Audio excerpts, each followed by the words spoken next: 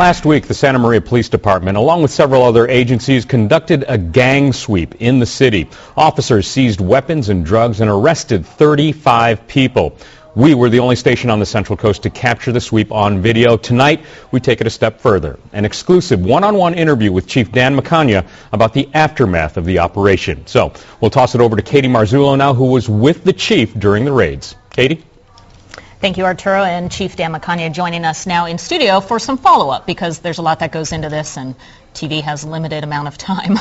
But first, when you got here just a little bit ago, you told me there's an update. You guys have made another sweep outside the city. Absolutely. When these things happen, there are always follow-up cases, and we did a follow-up search warrant in the city of Bakersfield today with the assistance of the Bakersfield office of the DEA. A very significant hit directly tied into our investigation, where we've seized just about $500,000 in cash.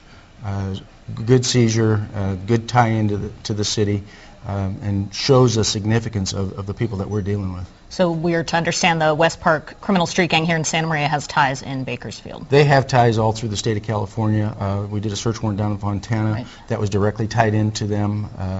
These gangs are statewide. Okay. And let's talk about what happened last week. We, of course, had that exclusive video. And, you know, a story like this generates a lot of feedback, and we, hear in the newsroom a lot, police got the wrong guy, he didn't do it. What goes into being able to get a search warrant to break down doors, basically, in the city like this? A search warrant, you have to take it to a judge with a statement of probable cause and have all of the information. The judges don't take this lightly. This is the ultimate intrusion of the Fourth Amendment. The judge looks at it. It also is closely scrutinized by the district attorney's office before we ever get to the judge. And so, you have to have all the information. It has to be fresh. It has to be correct. We try to verify. No, we didn't get any of the wrong people. We got all the right people. We know who we're dealing with here. So, it's just, people think that you can get a search warrant for anything. Not so. Mm-hmm. It is extremely difficult to do, and it takes a lot of expertise, a lot of time, a lot of research, and my detectives do it very well. And then on the flip side, we know that about half of the people you arrested were in court yesterday, another half today. So, again, it goes back to the courts, back to the judges. If you didn't have the evidence, if the proof wasn't there, the case will get thrown out. Absolutely. They're going to look at the probable cause, to justify the arrest, which the district attorney has already done. They reviewed this. They issued Ramey warrants for these individuals based on the information that we had to justify the contact and the search warrant and the arrest warrant. So it's had judicial review all along the way. It's not something that we just did in the middle of the night. Sure. This thing's been going on for almost a year, and we've done a lot of homework on this case. And I was going to say, it started about a year ago with some arrests, but was sort of concentrated in the last 8 months or so, and that was kind of a touchy time for the police department, if I may say. A lot of folks looking at you guys, scrutinizing, asking for injunctions and other ideas. What is your response to that? Well, we were under a lot of criticism, and it was very unfortunate. All during that time, we were right in the middle of this investigation, and I just had to kind of sit there and take a lot of the criticism, not being able to tell the public, hey, by the way, we're in the middle of something that's really big and widespread, just like what we did a year and a half ago with the Northwest Street gang. You can't tell them that. You can't reveal that information, but it's ongoing. And you know what? I'm here to tell you that we're in the middle of some other stuff now. We're always in the middle of some investigation, but we were criticized heavily by a lot of people that just didn't have the facts.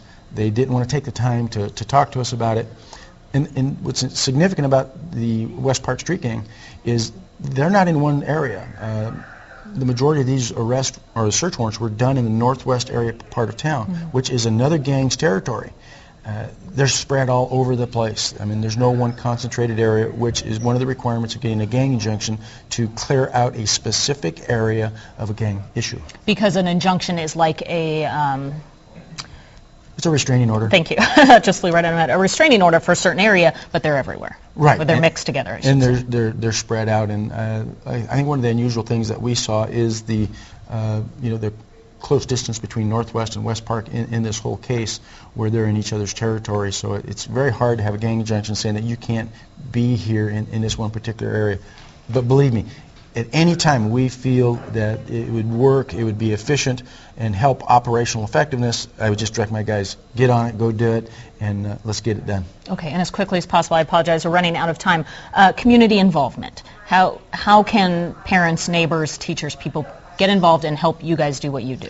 Well, Community Watch 2010 is one way. That's the faith-based group that's gotten together. There are out patrolling areas. It's done through Dr. Warren Gaboret. Recently recognized at the City Council meeting. Yes, Yeah. get involved in those types of things, neighborhood watch programs. You see things in your neighborhood, call it in. And we can't be everywhere all the time and as quickly as they would like. But you know what? If we don't know about it, you don't call in, we're never going to know about it, and we're not going to be able to address the issue. Okay. Well, thank you, Chief, for giving us the exclusive and letting us know about the updates in Bakersfield, and keep us posted. I will do that. Thanks so much for joining us. Thanks for having me. Stay with us. Weather is next.